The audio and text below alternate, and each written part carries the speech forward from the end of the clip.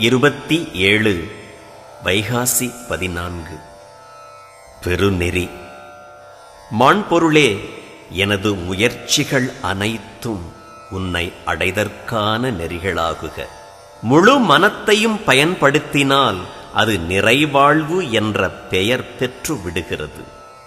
மனத்தின் ஒவ்வொரு சிறு பகுதியும் வேலை செய்யும் போது அது தன்னளவில் ஒரு நெறியாகிறது. ஒரு காலாலே நடந்து போகலாம், 2 காலால் நடப்பது அதிலும் மேலானது.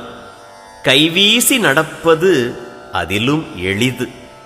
உணர்ச்சி, எண்ணம், அறிவு ஆகிய எல்லா பகுதிகளும் நாடிய லட்சியத்தை முன்னிட்டு உழைக்கும் போது அது பெருநெறி என்ற பெயர் பெறுகிறது. பெருநெறி பிடித்தொழுக வேண்டும். மதமான பேய் பிடியாதிருக்க வேண்டும். திருவருட்பா.